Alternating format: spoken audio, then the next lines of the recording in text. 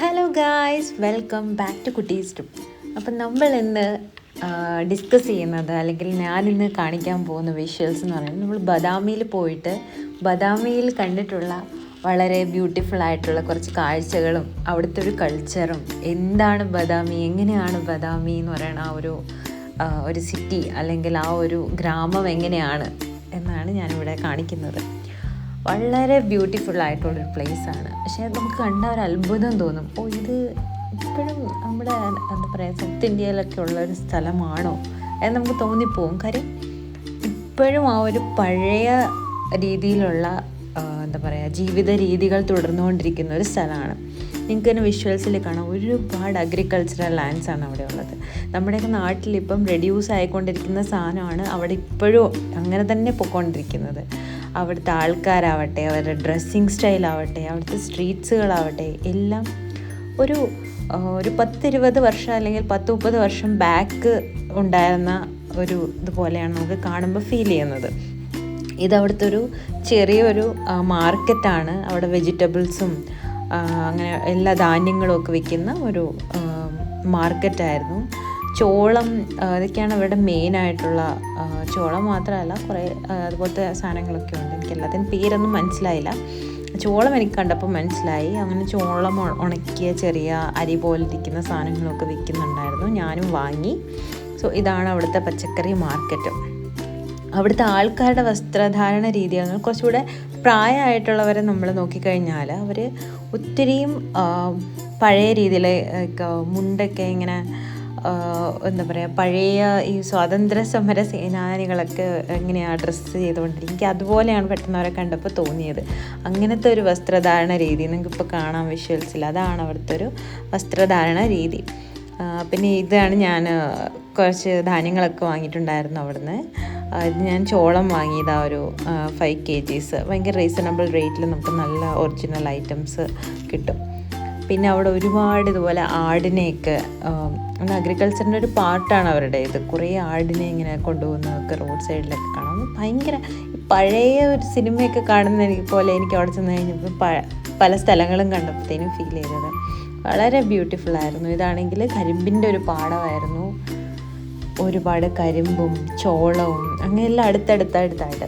സോയിലാണെങ്കിൽ red സോയിലും black സോയിലും കാണാമായിരുന്നു. നമ്മൾ കപ്പലണ്ടിയൊക്കെ ഉണ്ടാകുന്ന ആ ഫീൽഡൊക്കെ നമ്മൾ പല സ്ഥലത്തും കണ്ടപ്പോഴത്തേനും അത് ബ്ലാക്ക് സോയിലായിരുന്നു. പിന്നെ ചോളവും കരിമ്പും ഒക്കെ റെഡ് സോയിലും കണ്ടു. എനിക്കതിൻ്റെ ഡിഫറൻസ് അറിയില്ല, പക്ഷേ ഈ 2 സോയിലും അവിടെ നമുക്ക് കാണാൻ പറ്റിയിട്ടുണ്ടായിരുന്നു.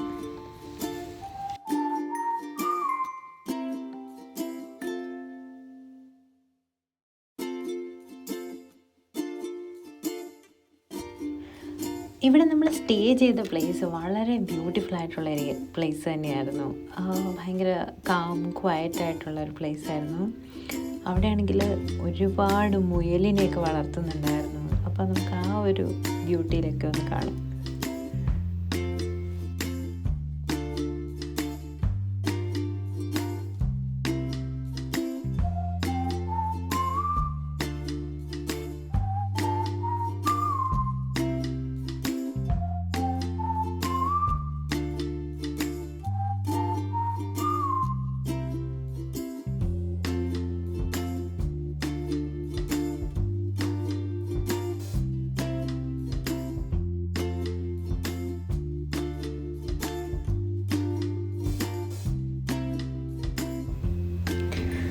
ഇപ്പോൾ ബാംഗ്ലൂർ ട്രാഫിക്കൊക്കെ മടുത്തിരിക്കുന്ന ആൾക്കാരാണെങ്കിൽ ഒന്ന് പുറത്ത് പോകണം, അടിപൊളി ഒരു സ്പോട്ടിലോട്ടൊക്കെ ഒരു ട്രിപ്പ് പോകണം എന്ന് വിചാരിച്ചാൽ ഇതിങ്ങനെ റെയറസ്റ്റ് ആയിട്ട് ഉള്ളൊരു പ്ലേസാണ്. എല്ലാവരും എപ്പോഴും പോകുന്ന ചിക്ക്മംഗ്ലൂർ, മൈസൂരൊക്കെ പോകുന്നതല്ല. അപ്പോൾ ഒരു വെറൈറ്റിക്ക് നെക്സ്റ്റ് ടൈം എല്ലാവരും ബദാമി ട്രൈ ചെയ്യുമെന്ന് ഞാൻ വിചാരിക്കുന്നു.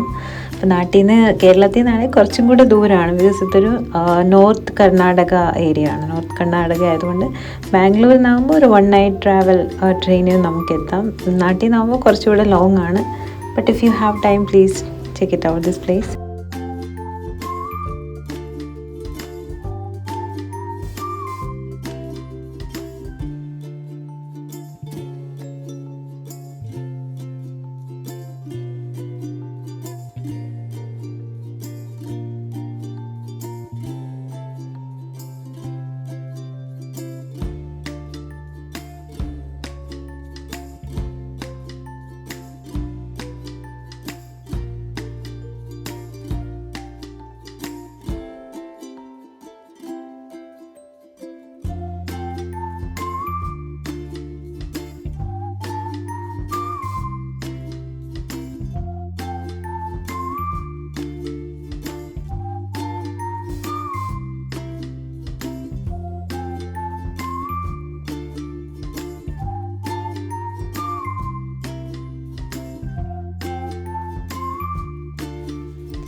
ഇതവിടുത്തെ ബസ് സ്റ്റാൻഡൊക്കെ ഉള്ളൊരു ഏരിയ ആണ്.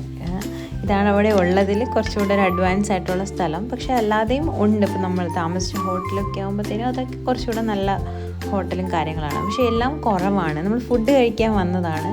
ഒരുപാട് ഹോട്ടൽസും കാര്യങ്ങളും ഒന്നുമില്ല ഫുഡ് കഴിക്കാനാണെങ്കിലും. വളരെ ചെറിയ ഹോട്ടലും ഒക്കെയാണുള്ളത്. കടകളൊക്കെ ആയാലും ചെറിയ ചെറിയ കടകളൊക്കെയാണുള്ളത്. റോഡ്സ് ആണെങ്കിലും ഈ ഹിസ്റ്റോറിക്കൽ പ്ലേസിലൊക്കെ നമ്മൾ ഇപ്പോൾ കഴിഞ്ഞ വ്ളോഗ്സിലൊക്കെ കണ്ട സ്ഥലങ്ങളിലോട്ട് പോകാനുള്ള റോഡുകളാണെങ്കിലും വളരെ ചെറിയ റോഡാണ്.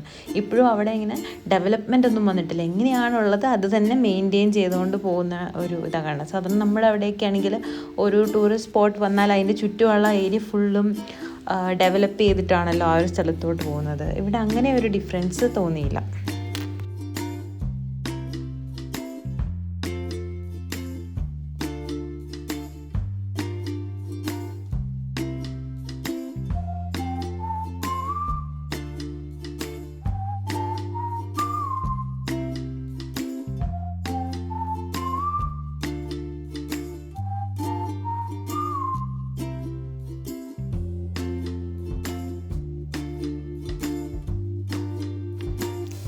അങ്ങനെ ബ്യൂട്ടിഫുൾ ആയിട്ടുള്ള കുറച്ച് ബദാമി വിശേഷങ്ങളും കാഴ്ചകളും ഒക്കെ നിങ്ങളുടെ കൂടെ ഷെയർ ചെയ്യാൻ പറ്റിയെന്ന് ഞാൻ വിചാരിക്കുന്നു.